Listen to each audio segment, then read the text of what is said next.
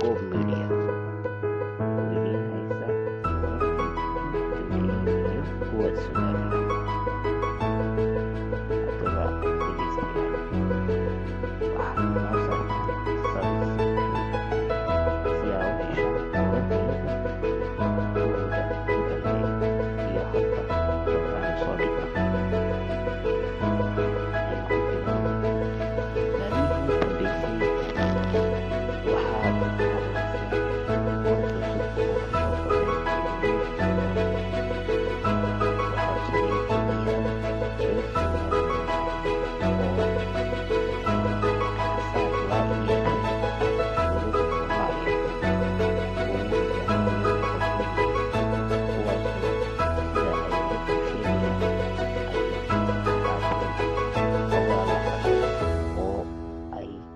dhibaataynayaan shacabka Somaliland.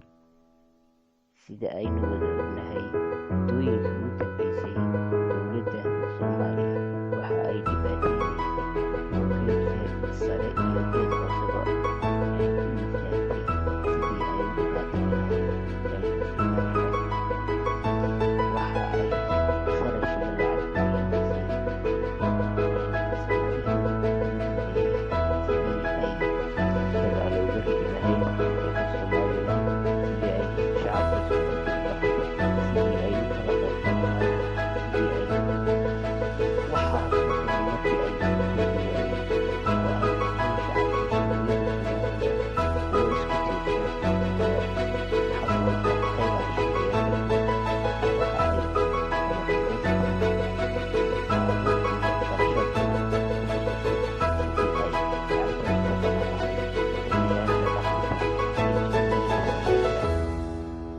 odayaashaasoo uu hormuud u yahay ama u kala dab qaadayo boqor buurmadow oo noqday isagoo caadaystay had iyo jeer in loo adeegsado burburka jamhuuriyadda Somaliland ama dhibaataynta jamhuuriyadda Somaliland. Muddooyinkii ugu dambeysay, iyadoo ay jirtay xukuumadihii kala dambeeyay marar badan oo xabsiga loo taxaabay,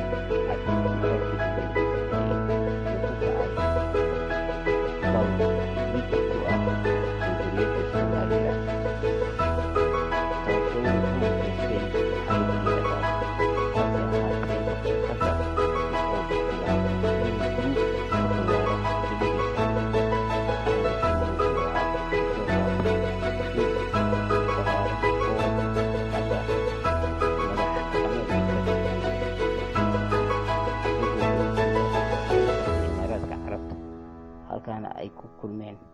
qolyo ka socda oo guddi ah Soomaaliya. Sida ay wararku noo xaqiijiyeen, hoteelkii uu deganaa ayayna hoteelka deganaa. Waxa ay kala guddoonsadeen marshuucii loogu talagalay in awalba ay ka ballansanaayeen oo ah dhibaataynta shacabka jamhuuriyadda Soomaaliya.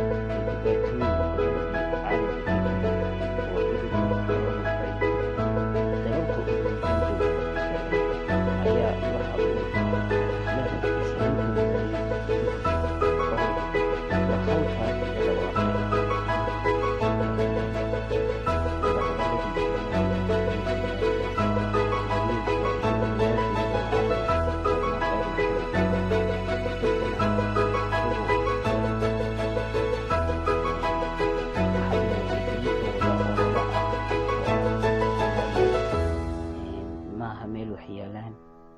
waa bolood 3 sano halka laydinka hor joogaa iyo hadallo kale oo fara badan ayuu ku yiri waa in dowladda furtaa wada hadalladiisa Somaliland iyo Soomaaliya xilli dunida yaabanka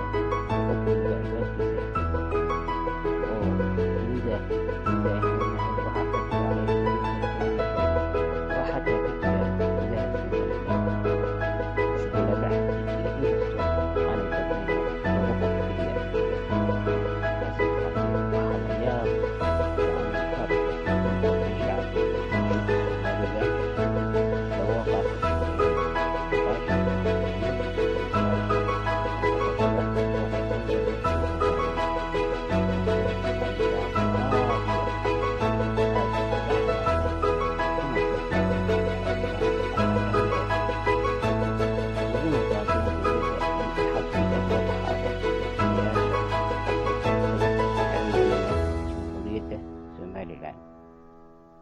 kaloo intaa ku dareen shacabka jamhuuriyadda Somaliland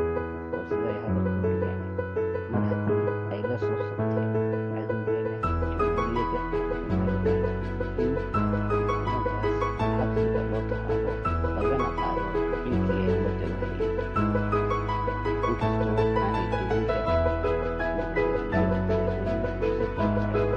ilaa haddeer aanay ka qaadin wax tallaabo ah oo aanay xabsiga u taxaabin,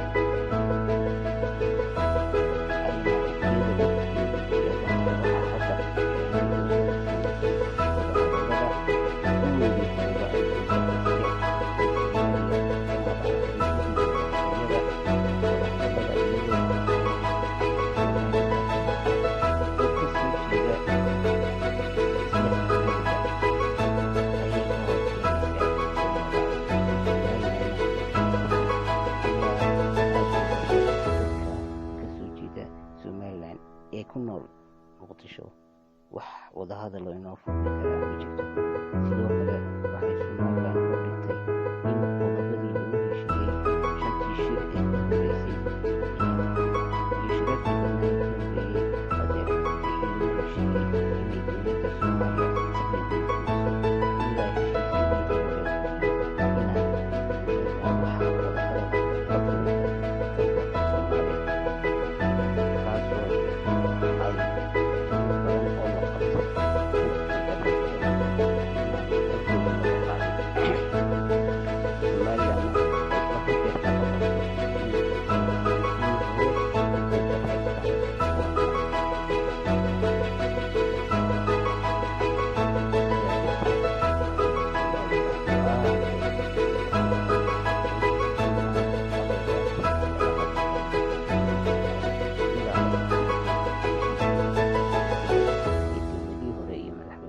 hore ay ku heshiiyeen, iyo talabaad oo ay ku sheegtay in ay bedesho guddida maanta u magacaaban dalka Soomaaliya, kaasoo ay ku sheegeen inuu yahay mid Somaliland u degan xagga Soomaaliya, waxayna la hadli kartaa oo ka ganacsan kartaa Somaliland. Ay sheegeen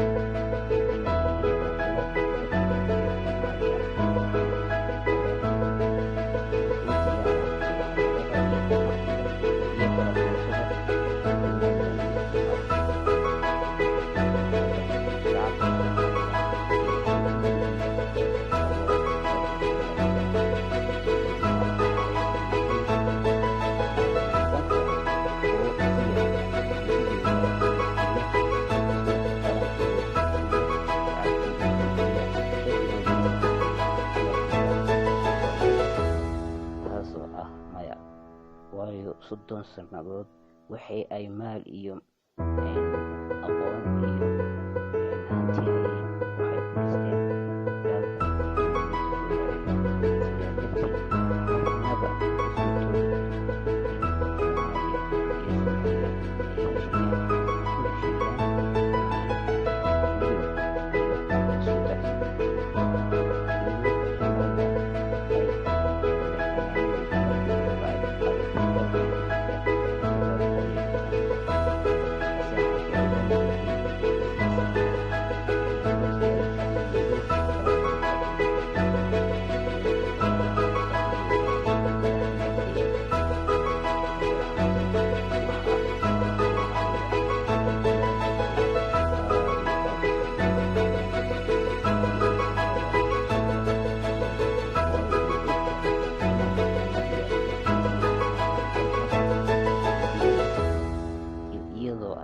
Somaliland oo baabada oo dhulka gasha mooye inaan marnaba suurtoobin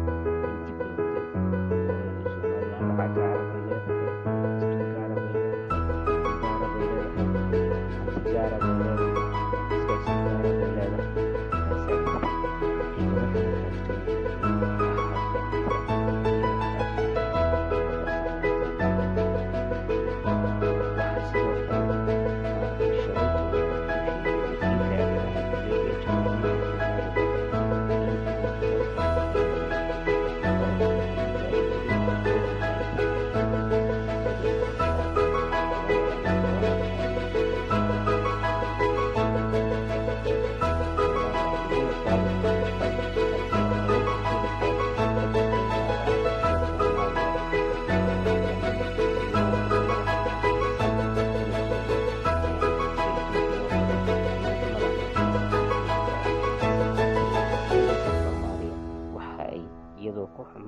Somaliland kana dhigaysa mid la ficiltamaysa waxa ay maanta ku dhawaaqday iyana inay keentay iyadoo aanay taas tahay been shacabkeedana u sheegaysa halkii ay Somaliland usoo diri lahayd deegaanadeeda oo kusii badan maadaama aanay iyadu awood u lahayn Soomaaliya hase ahaatee waxay la soo baxday shacabka maanta iyadoo ka digaysa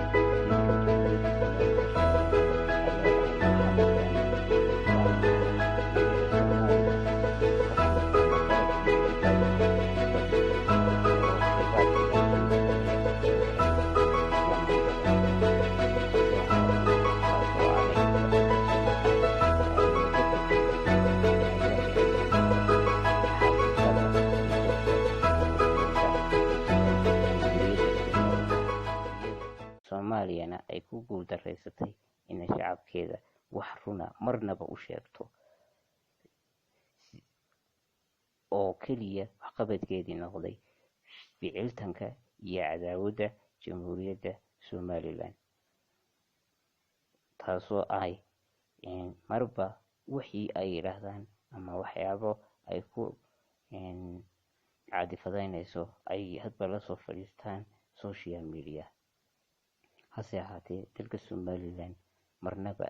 iyo cidnaba uma joojinayo wixii ummad muslima ee ku dhaqan geeska Afrika iyo wadamada kale ee deriska ah mar walba wixii horumar ay ku dhaanto way u shaqaynaysaa wayna caawin doontaa shacabkeedana waxay ugu baaqaysaa dowladda Somaliland sida ay sheegeen inay wacyigelin ka sameeyaan meel walba iyaguna si iskooda isu karantiinaan